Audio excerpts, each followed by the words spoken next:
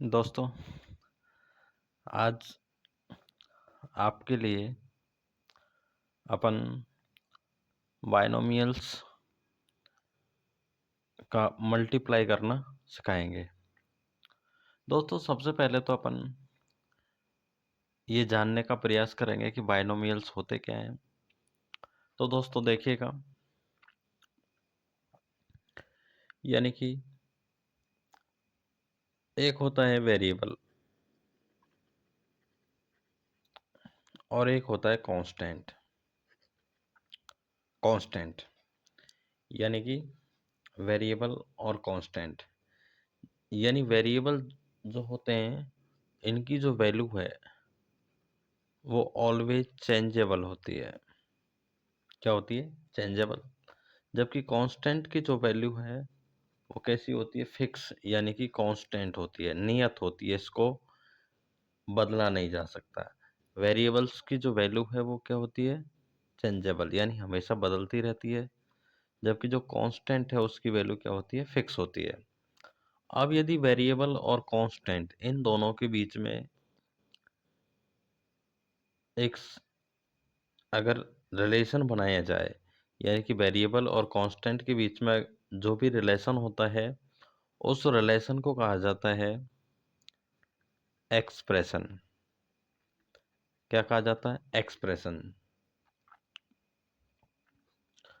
यानी कि वेरिएबल और कांस्टेंट के बीच जो रिलेशन होता है उसे क्या कहा जाता है? एक्सप्रेशन। अब एक्सप्रेशन को भी अपन आगे डिवाइड करेंगे। जैसे मान लीजिए कोई एक्सप्रेशन है, उसके अंदर ओनली एक ही टर्म दे रखी है, यानी कि केवल वन टर्म, यानी कि यहाँ पे जहाँ पे सिंगल टर्म दे रखी होती है उसे तो कहा जाता है मोनोमियल। उसे तो क्या कहा जाता है? मोनोमियल। और जिस एक्सप्रेशन के अंदर टू टर्म्स यानी दो टर्म दे रखे हैं उसे किस नाम से जाना जाता है? बायनोमियल। उसे किस नाम से जाना जाता है? बायनोमियल। तो दोस्तों, अभी अपन चर्चा करेंगे थोड़ी देर बाद बायनोमियल क्या होता है। ऐसा एक्सप्रेशन जिसके अंदर कितनी टर्म होती हैं? दो टर्म होती हैं, उसे क्या कहा जाता है? बायनोमियल। और अगर किसी एक्सप्रेशन के अंदर तीन टर्म दे रखी हो उसे कहा जाता है ट्रिनोमियल। ट्रिनोमियल। क्या कहा जाता है? ट्रिनोमियल। और ट्रिनोमियल के अलावा अगर कोई एक्सप्रेशन है जिसके अंदर तीन से ज़्यादा टर्म दे रखी हो उसे क्या कहा जाएगा? उसे कहा जाएगा पॉलिनोमियल। उसे क्या कहा जाएगा? पॉलिनोमियल। तो दोस्तों एक बार दोबारा रिवाइज करेंगे, यानी कि वेरिएबल और कांस्टेंट। वेरिएबल जो है, आप ये समझ लीजिएगा सिंपल शब्दों में कि जो अंग्रेजी वर्णमाला के वर्ण आपकी मैथ्स की बुक के अंदर दे रखे हैं उनको वेरिएबल, लगभग लगभग वेरिएबल माना जाता है सिंपल शब्दों में।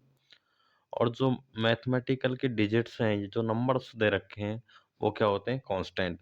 वेरिएबल की वैल्यू हमेशा चेंजेबल होती है और कांस्टेंट क्या होता है? फिक्स होता है। अब इनके बीच में जो रिलेशन होता है उसे क्या कहते हैं? एक्सप्रेशन कहते हैं। अगर एक्सप्रेशन के अंदर एक टर्म हो तो कहा जाता है मोनोमियल, और अगर दो टर्म हो तो क्या कहा जाता है? बायनोमियल, और तीन टर्म हो तो क्या कहा जाता है? ट्रिनोमियल। लेकिन तीन से ज्यादा टर्म हो तो क्या कहा जाता है? पॉलिनोमियल। तीन से ज्यादा टर्म वाले एक्सप्रेशन को क्या कहा जाता है? पॉलिनोमियल। तो दोस्तों, हालांकि क्वेश्चन कठिन नहीं है, लेकिन जो बच्चों का स्तर होता है उसमें थोड़ी सी परेशानी आती है। तो उस स्तर को ध्यान में रखते हुए अपन ये क्वेश्चन सॉल्व कराने का प्रयास करेंगे। देखिएगा, ये कह रहा है कि मल्टीप्लाई कीजिए। मल्टीप्लाई किसका करना है? 2x + 5। और मल्टीप्लाई करना है तो साइन लगा दीजिए मल्टीप्लाई का। 4x minus 3। देखिएगा मल्टीप्लाई करेंगे कैसे।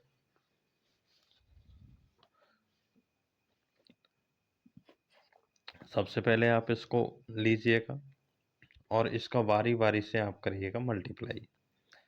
यानी यहाँ से 2x को उठाइएगा और इस पूरे ब्रैकेट वाले से क्या करना है, मल्टीप्लाई। उसके बाद इसको उठाइएगा और इस पूरे ब्रैकेट से क्या करना है, मल्टीप्लाई। तो करिएगा। सबसे पहले अपन किसको लेंगे, 2x को लेंगे और पूरे ब्रैकेट के साथ क्या करना, मल्टीप्लाई करना है। प्लस अब किसकी बारी है, 5 की, और इसका भी मल्टीप्लाई पूरे ब्रैकेट के साथ करेंगे। करिएगा। मल्टीप्लाई कैसे करेंगे देखो, यानी ये जो नंबर है, नंबर का गुणा नंबर से करो, यानी डिजिट का मल्टीप्लाई डिजिट से।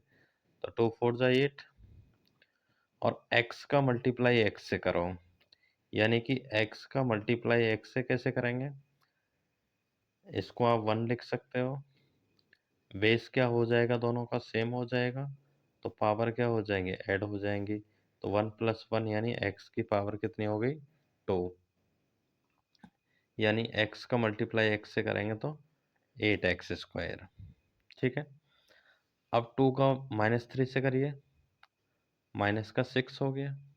x साथ में तो x यहाँ भी साथ में रहेगा। ओके। नेक्स्ट देखिएगा, 5 का करिए इससे 4 से, 5 4 जा 20। x साथ में तो x साथ में रहेगा। 5 का -3 से तो माइनस का 15 हो गया। अब देखिएगा, ये जो लाइक और अनलाइक टर्म आपने पढ़ा होगा 7th क्लास के अंदर, लाइक टर्म, जैसे कि एक्स स्क्वायर की कई सारी टर्म दे रखे हैं, अगर उनको एक साथ लिखें तो वो क्या होती है, लाइक टर्म। जैसे ये लिखा मैंने 6x 7x 8x, ये सारे टर्म x वाले हैं, तो x वाले हैं तो इनको क्या कहा जाएगा, लाइक टर्म। मैंने लिखा 7y 8y और 9y, तो सारे टर्म किसके हैं, y के, तो इनको भी क्या कहा जाएगा, लाइक टर्म इनको भी कहा जाएगा। तो जो लाइक टर्म है उनको आपस में जोड़ा और घटाया जाएगा। 8x² यानी x² वाला टर्म अकेला है तो उसको आप ऐसा ही रहने दो। ये वाला टर्म x का है और ये वाला टर्म भी क्या है, x का। ये तो 20 दे रखा है प्लस का, ये दे रखा है माइनस का। ऐसी स्थिति में क्या करते हैं, जब एक साइन पॉजिटिव और एक साइन नेगेटिव होता है तब क्या करते हैं, अपन घटाते हैं। और घटाने का जो रूल है वही रहेगा कि बड़े नंबर से छोटा नंबर घटाएंगे। तो 20 में से 20 में से 6 को घटाइएगा तो 14 बचेगा। साइन किसका आएगा, बड़े नंबर का, तो बड़े नंबर का साइन क्या हो जाएगा, प्लस 14x, और ये माइनस का 15, और यही हमारा क्या हो जाएगा, आंसर हो जाएगा। इसी के साथ एक और क्वेश्चन है, देखिएगा 6वें नंबर का। क्वेश्चन तो बहुत सारे हैं लेकिन आपको भी करने हैं। तो 3/4 a² + 3b² और इसका मल्टीप्लाई करना है 4 a² - 2/3 b²। इससे क्या करना है, मल्टीप्लाई। तो देखिए कैसे करेंगे। सबसे पहले तो आप इसको एक बार दोबारा लिखिएगा, 3b²। ये जो 4 बाहर बैठा है ना, इसको आप अंदर ही ले जाओ, यानी 4 का इससे करो,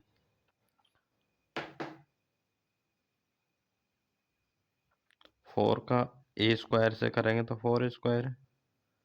4a² माइनस इसका इससे करेंगे तो 8/3 b²। ठीक है। जो पहले वाले क्वेश्चन के अंदर मल्टीप्लाई किया था ऐसे इसके अंदर करना है, करिएगा। पहले 3/4 a² को उठाइएगा और पूरे ब्रैकेट के साथ क्या करना है, मल्टीप्लाई करना है। तो करिए, 3/4 a² और पूरे ब्रैकेट के साथ क्या करेंगे, मल्टीप्लाई कर देंगे। ओके। नेक्स्ट किसका नंबर है, 3v² का। 3v² को उठाया और किसके साथ मल्टीप्लाई करना है, इस पूरे ब्रैकेट के साथ। तो 4a² माइनस 8/3 b² करिएगा मल्टीप्लाई। 3/4 a²। पहले तो आप इससे करिए 4a² से, ओके। अब इससे करिएगा,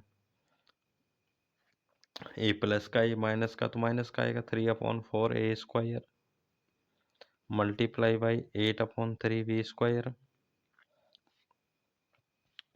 नेक्स्ट 3v² का करिए, 3v² का करिए 4a² से। अब इसका इससे कीजिए, प्लस का माइनस से करेंगे तो माइनस 3v² इंटू 8/3 b²। हाँ जी, 4 से 4 क्या हो जाएगा, कैंसिल हो जाएगा। तो क्या क्या बचेगा यहाँ, 3a² का गुणा a² से करेंगे तो a⁴, यानी दोनों का बेस क्या हो जाएगा, सेम।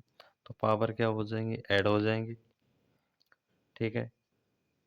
इसको देखिएगा, 4 से 2 टाइम्स कट होगा, ये 3 से 3 कैंसिल हो गया, तो क्या बचा, माइनस का 2 2 जा 4, ये नहीं, क्या बचा, 2 बचा, माइनस का 2, a² का मल्टीप्लाई b² से करेंगे तो a² b² प्लस 4 का 3 से करेंगे तो 12, a² का गुणा b² से करेंगे तो a² b²। यहाँ ये 3 से 3 क्या हो जाएगा, कैंसिल हो जाएगा, माइनस का 8,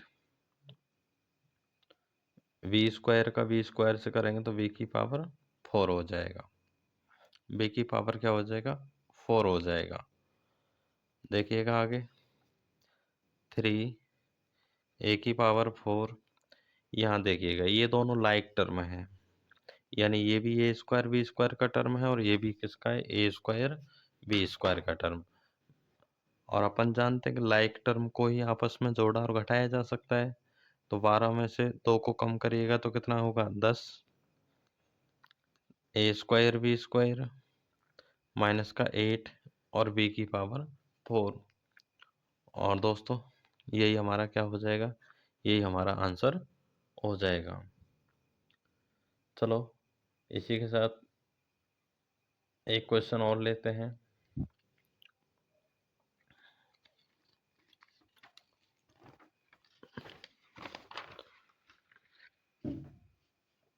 जो कि अच्छा क्वेश्चन भी है, इसी के अंदर है 3 वाला,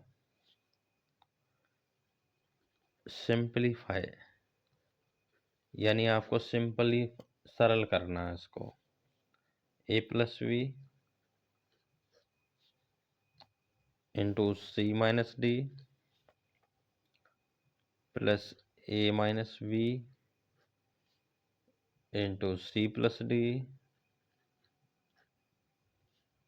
plus 2 into ac plus vd।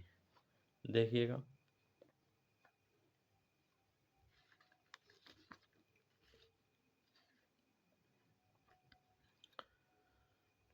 देखो दोनों ब्रैकेट के बीच में कोई भी साइन नहीं तो किसका साइन माना जाएगा, मल्टीप्लाई का। यहाँ भी कोई भी साइन नहीं है तो भी किसका माना जाएगा, मल्टीप्लाई का। जो क्वेश्चन 1 और 2 के अंदर किया था वही काम यहाँ करेंगे। a को उठाइएगा, पूरे ब्रैकेट से मल्टीप्लाई कीजिएगा c-d, प्लस v को उठाइएगा, किससे मल्टीप्लाई कीजिएगा, पूरे ब्रैकेट के साथ कीजिएगा, प्लस a को उठाइएगा, पूरे ब्रैकेट के साथ मल्टीप्लाई कीजिएगा, माइनस v को उठाइएगा और पूरे ब्रैकेट के साथ क्या करिएगा, multiply, plus 2 into ac plus vd।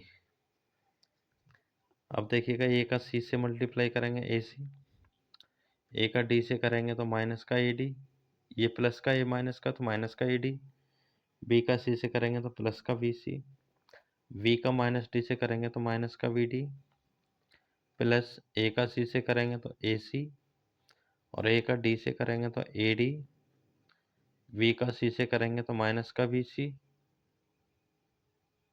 और माइनस वी का डी से करेंगे तो माइनस का वी डी, प्लस टू का ए सी से करेंगे तो टू ए सी, और टू का वी डी से करेंगे तो टू वी डी। क्या हो जाएगा? Two V D. तो देखिएगा, ए सी और ए सी कितना हो गया? Two A C. A C और ए सी कितना हो गया? Two A C.